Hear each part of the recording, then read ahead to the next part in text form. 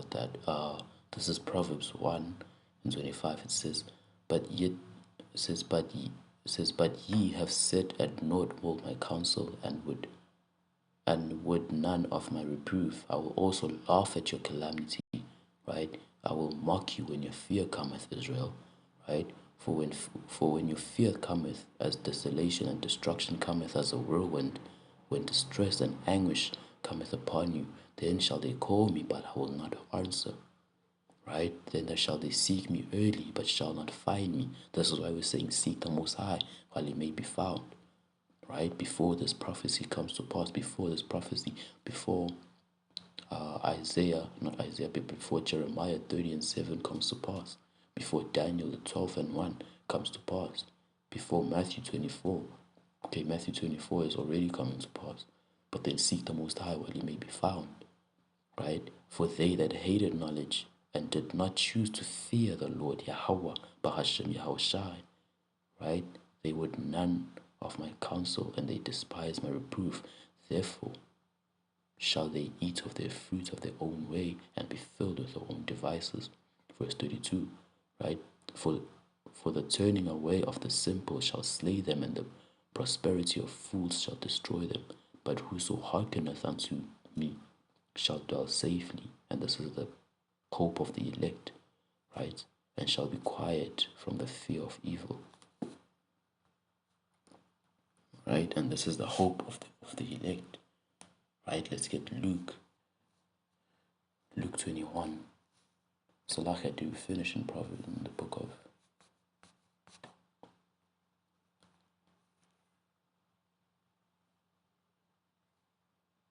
okay, we had everything. Now let's go to the book of Luke 21, right? Luke, the 21st chapter, verse 30.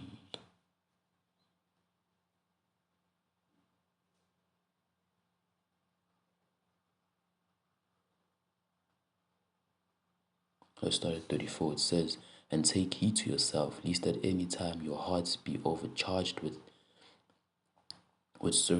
surfeiting, right, and drunkenness, right, and cares of this life, so that the day cometh upon you unawares, right? Watch and pray, therefore, right?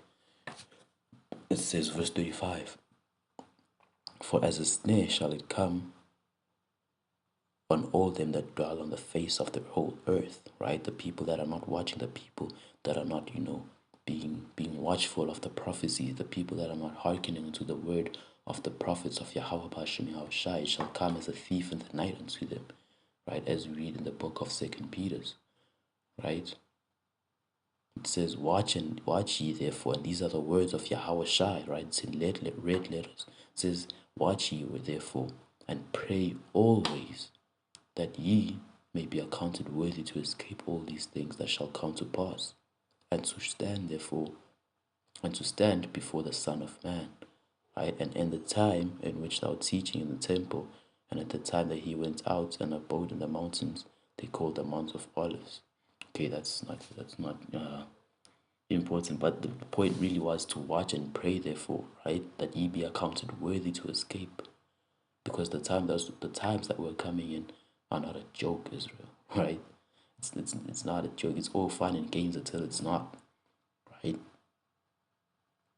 You know the movie called The Purge that's gonna be happening in real life. You're gonna be seeing horror movies in real life. It's gonna be a real life horror movie, and you better believe the Most High knows all your deepest fears, right? So watch ye therefore, and pray ye always, that ye may be accounted worthy to escape all these things that shall come to pass.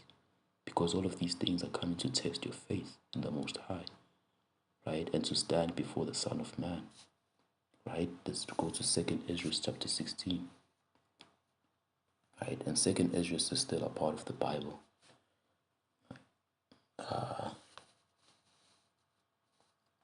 Let's start at verse 8. It says, and the mighty Lord sendeth plagues, and who can drive them away? A fire shall go forth from his wrath, and who is he that may quench it? Right? He shall cast lightnings to who shall not fear. And who shall not fear? He shall thunder, and who shall not be afraid? The Lord shall threaten, and who shall not be utterly beaten to powder as his presence? That's the power of the Most High that we serve, right?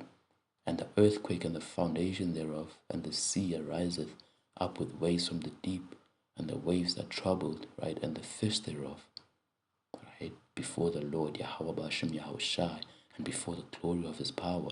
For strong is the hand, strong is the right hand that bendeth the bow, which is YAHAWASHI, right? And his arrows, which are the nuclear missiles, right? That are shooted sharp and shall not miss, because the Spirit of the Most High is in those missiles, the ICBMs, right? When they begin to be shot into the ends of the world, behold, the plagues are sent and shall not return until they come upon the earth. The fire is kindled and shall not be put out until it consume the foundations of the earth.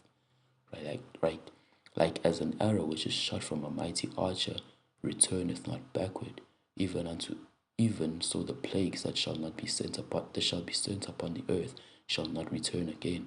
Woe is me, who shall deliver me in those days? And this is a prophet of the Lord that's speaking, right? Saying, woe is me, right? Wherefore do the unjust doth appear? If the Most High's elect, if the Most High saints are going to be saved by the skin of their teeth, right? It says, the beginning of sorrows and great mourning, the beginning of famine and great death, the beginning of wars, and power shall stand in fear, and the beginning of evils. What then shall I do when these evils come? Behold, famine and plague and tribulation and anguish are sent as scourges for amendment. Right? But for all of these things they shall not turn from their wickedness, nor be always mindful of their scourges. Right? For all of these things, the people will still not turn away from their wickedness. Right? Behold, says, victuals shall be sold good cheap upon the earth, and they shall think themselves to be in good case. Where it says, we'll get it second Thessalonians, right? It says, and even shall evils grow up upon the earth, sword, famine, and great confusion. I'm reading quickly because this thing is complaining when, I take too long to make a video. And my laptop is, my computer is acting up, so the devices of the devil, man. Anyway, it says, verse 21, behold, victuals shall be good cheap upon the earth, and they shall think themselves to be in good case, right? And then shall evils grow up upon the earth, sword, famine, and great confusion. For many of them that dwell upon the earth shall perish of famine, right? And the other, right, that shall escape the hunger, shall the sword destroy, right? And these are the times that we're coming into, when they think, when they shall say peace and safety, and sudden destruction shall come upon them, right? As the women in travail with child, right? Let's get 2 Ezra chapter 15. And I believe we got this in the last lesson, right? But then let's read from verse 14. It says, woe unto the world and them that dwell therein, for a sword and their destruction draweth nigh. And you can read the whole chapter, 2 Ezra 14, 15, and 16.